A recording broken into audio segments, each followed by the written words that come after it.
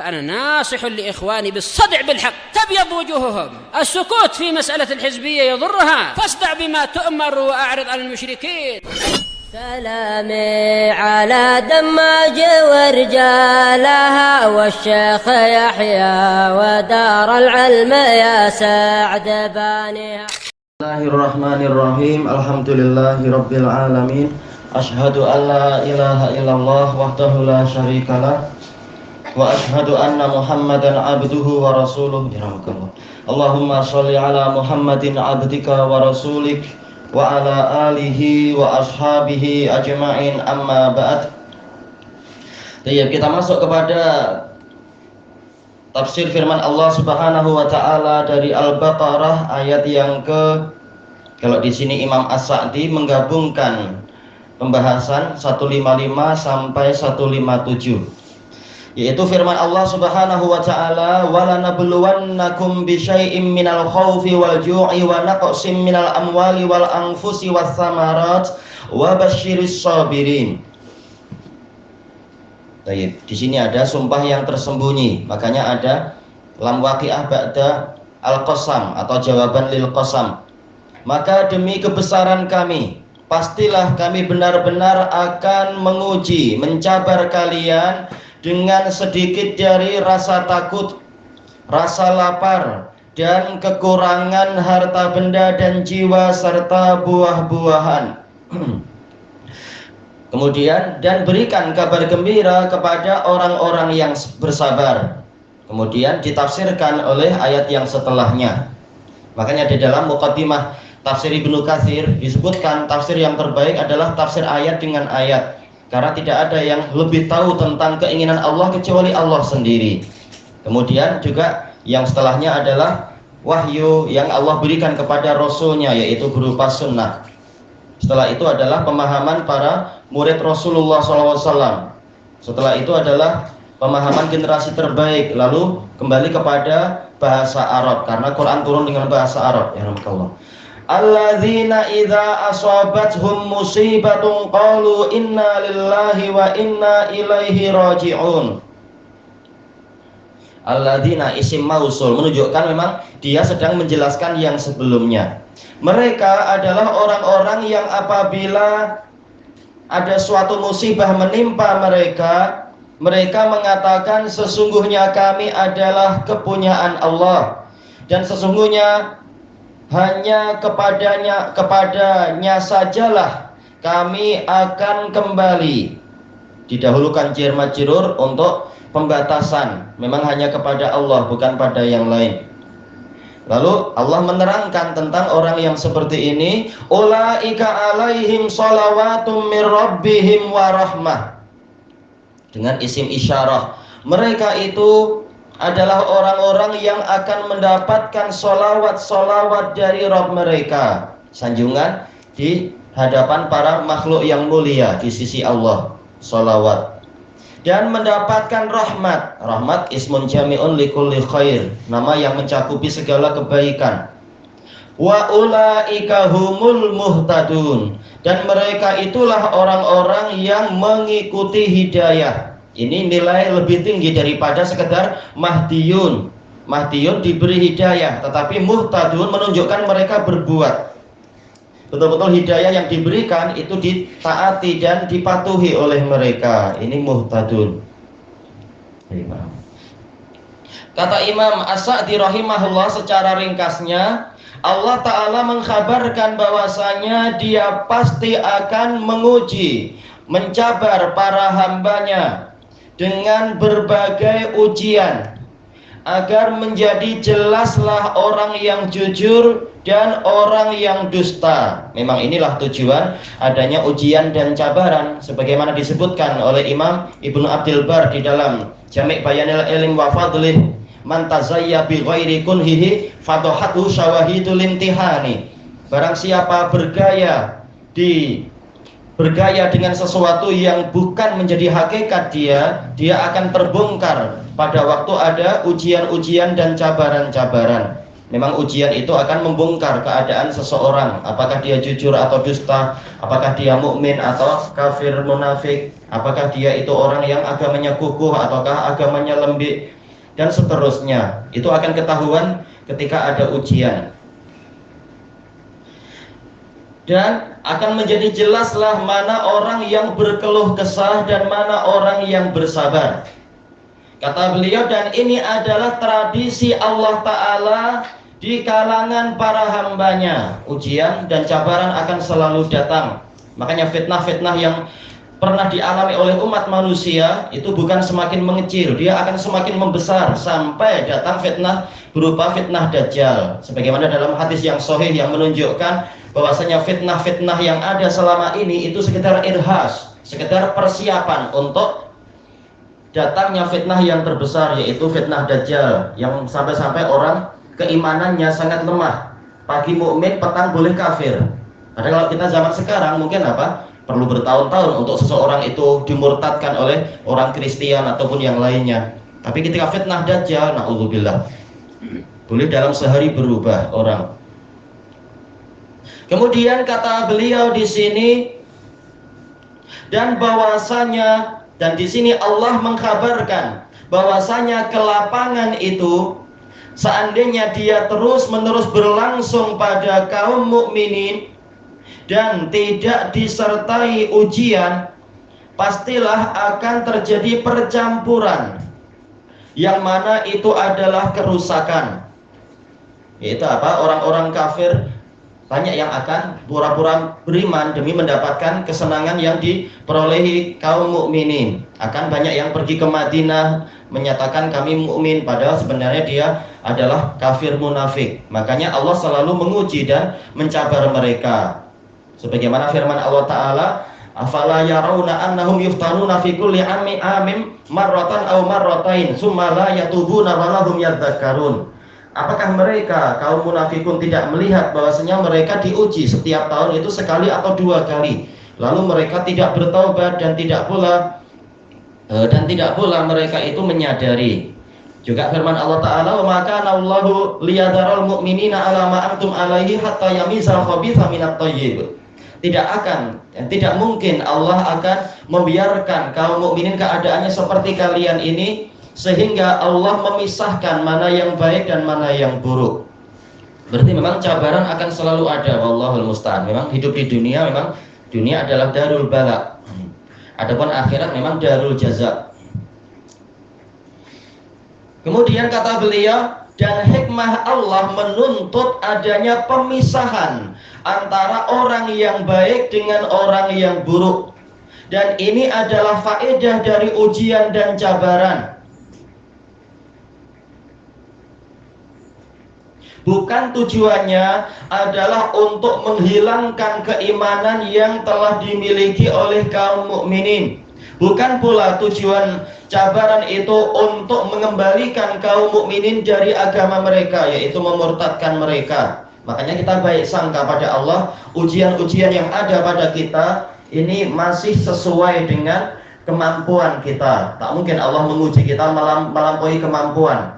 Makanya alhamdulillah tak ada, boleh dikatakan di umat ini yang cabarannya seperti cabaran umat terdahulu, dalam artian ada yang sampai disisir dengan sisir besi, dengan sehingga kulitnya terkelupas, ada yang digergaji. Secara umum Allah sudah meringankan untuk umat ini. Walaupun tatkala ini zaman memang sudah menjadi milik umat ini, bukan lagi zaman Bani Israel, maka umat ini memiliki cabaran-cabaran yang makin lama juga semakin besar, tapi tidak seperti yang terjadi di Bani Israel secara umum. Ya rahmukallah. Baik. Kemudian kata beliau, maka Allah sama sekali tidak akan menyia-nyiakan keimanan orang-orang yang beriman. Kemudian Allah mengkabarkan di dalam ayat ini bahwasanya Dia akan menguji para hambanya bisyai'im minal khauf, sedikit dari rasa takut. Takut kepada siapa? Yaitu takut kepada musuh. Tapi takut bukan kemudian melarikan diri.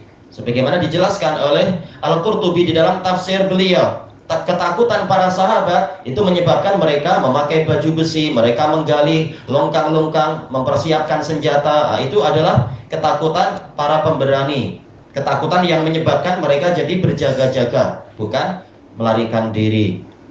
Wal ju', rasa lapar, yaitu sedikit, kata beliau, lafaz syai' di sini maksudnya adalah syai'in yasir, yaitu sedikit saja dari rasa takut dan rasa lapar. Karena seandainya Allah mencabar mereka dengan ketakutan secara keseluruhan atau kelaparan secara keseluruhan, pasti mereka binasa. Tapi Allah sudah meringankan untuk hambanya. Sementara cabaran itu tujuannya adalah untuk menapis, bukan untuk membinasakan. Makanya kita baik sangka pada Allah. Cabaran adalah untuk membuat jiwa kita semakin bersih, semakin jernih, sebagaimana cabaran yang Allah timpakan kepada para sahabat yang ikut perang Uhud, sehingga setelah itu mereka menjadi semakin berhati-hati dan waspada. Wa naqsim minal amwal, dan kekurangan dari harta benda. Kata beliau, ini mencakupi seluruh jenis kekurangan yang menimpa harta benda, berupa malapetaka dari langit, mungkin apa? Hujan ais atau apa misalkan ya, angin topan mungkin, dan yang seperti itu. Demikian pula penenggelaman, mungkin apa? Banjir bah dan seterusnya itu, atau kehilangan, atau diambil oleh orang-orang yang zalim. Orang-orang yang zalim mengambil harta benda mereka dari kalangan para raja yang zalim, dan juga para perompak dan yang lainnya. Ya rahmatullah. Termasuk berarti apa yang di lautan tuh, apa namanya? Lanun ayah. Khairat aywa. Itu semua adalah ujian dari Allah Ta'ala. Wal anfus, dan jiwa-jiwa, yaitu hilangnya orang-orang yang dicintai dari anak-anak, sanak kerabat, dan para sahabat, sahabat karib. Dan juga masuk di dalamnya adalah berbagai jenis penyakit yang menimpa badan seorang hamba atau badan orang yang dicintainya. Ini semua masuk di dalam pembahasan tadi. Wasamarat, buah-buahan, masuk di dalamnya adalah biji-bijian dan buah-buahan dari kurma dan pepohonan semuanya. Dan juga khudar. Khudar berarti apa? Sayuran. Baik. Nah, ini semua kita perlukan dan Allah uji di situ. Ujiannya dengan apa? Yaitu dengan cuaca yang sangat sejuk, atau bahkan hujan ais, atau kebakaran, atau penyakit-penyakit yang datang dari langit yang berupa jarot. Apa itu? Belalang ya, pasukan belalang. Baik. Kemudian dan yang seperti itu, maka termasuk juga apa? Pasukan tikus itu buat letih juga. Baik.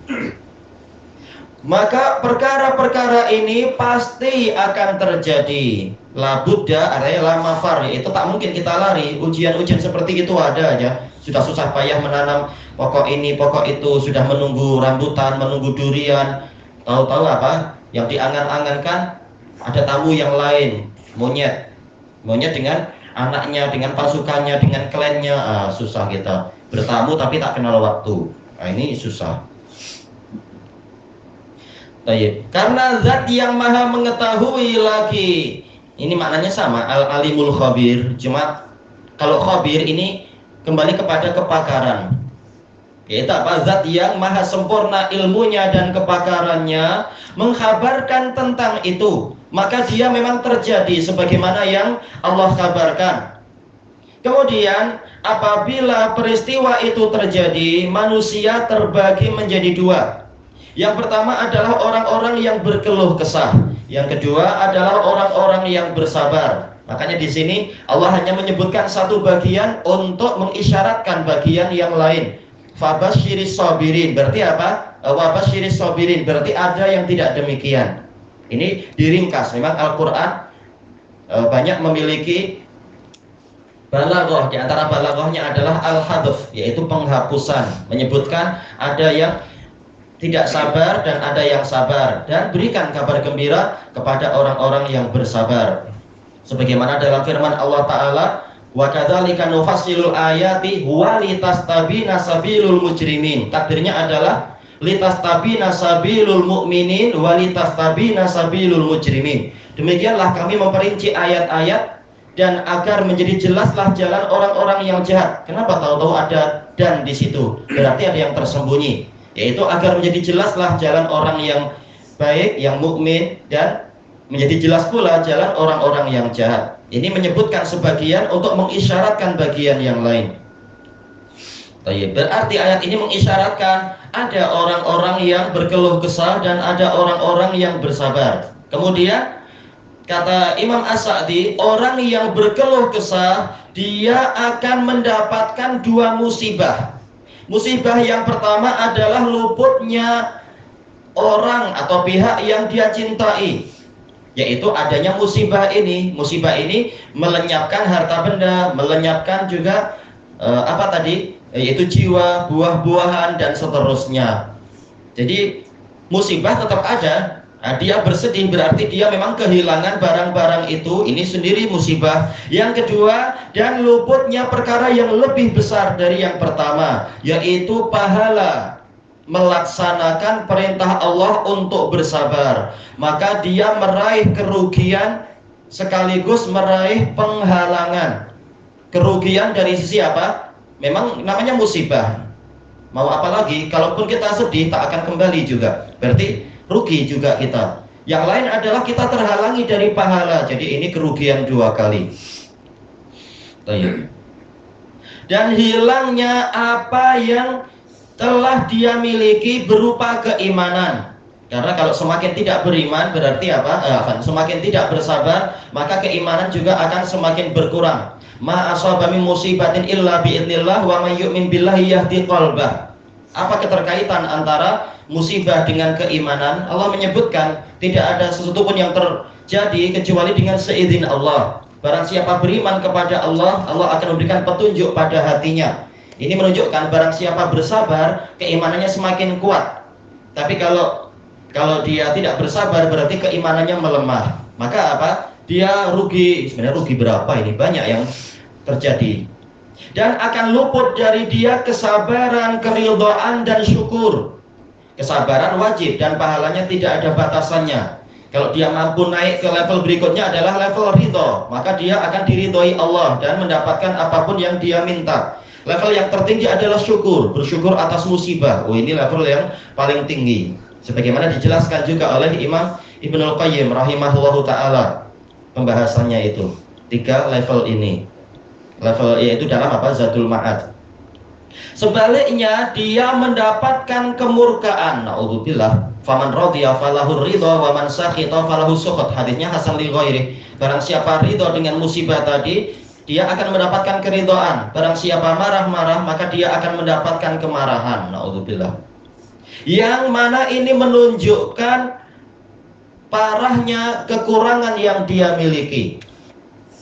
Adapun orang yang diberi taufik oleh Allah untuk bersabar ketika terjadinya musibah-musibah ini, lalu dia menahan jiwanya, jangan sampai marah-marah secara ucapan dan secara perbuatan, dan juga dia mengharapkan pahala musibah tadi di sisi Allah, dan juga dia mengetahui bahwasanya apa yang akan dia dapatkan, apa yang akan sampai kepadanya berupa pahala atas kesabaran dia itu lebih besar lebih besar daripada musibah yang terjadi pada dirinya. Musibah kita kehilangan duit 10 ringgit, jelas kita sedih. 10 ringgit lumayan, boleh dapat beli minum ini, minum itu, nasi lemak ke apa. Tapi kalau dia bersabar, dia akan dapat ganti yang lebih baik. Bahkan musibah itu akan berubah menjadi kenikmatan, seperti yang diistilahkan oleh Ibnul Qayyim rahimahullah di dalam kitab Al-Fawaid, yaitu apa? An-niqmah berubah menjadi nikmah, al-mihnah berubah menjadi minhah. Ini tafannunnya Ibnul Qayyim dalam kalimat niqmah, yaitu hukuman, akan berubah jadi nikmah, yaitu kenikmatan. Mihnah, cabaran, akan berubah jadi minhah, yaitu kurnia. Untuk orang yang bersabar, untuk orang yang seperti ini, karena ujian tadi akan menjadi jalan demi mendapatkan sesuatu yang lebih baik bagi dia dan lebih bermanfaat untuknya. Dia telah melaksanakan perintah Allah dan dia juga berjaya mendapatkan pahala. Maka dari itu Allah Ta'ala berfirman, wa basyiris sabirin, dan berikanlah kabar gembira kepada orang-orang yang bersabar. Kata Syekh Yahya dan para ulama yang lain, ini menunjukkan disyariatkannya saling memberikan kabar gembira satu sama lain. Ini perintah dan dalilnya banyak. Masalah apa itu? Memberikan kabar gembira. Wa basyiris sabirin. Baik.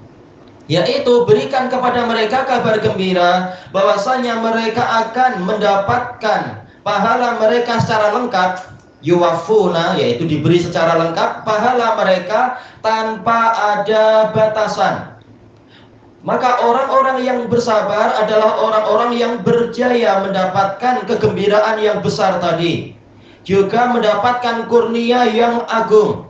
Lalu Allah menyebutkan sifat mereka dan ini dibahas pada pertemuan yang akan datang insyaallah. Wallahu a'lam.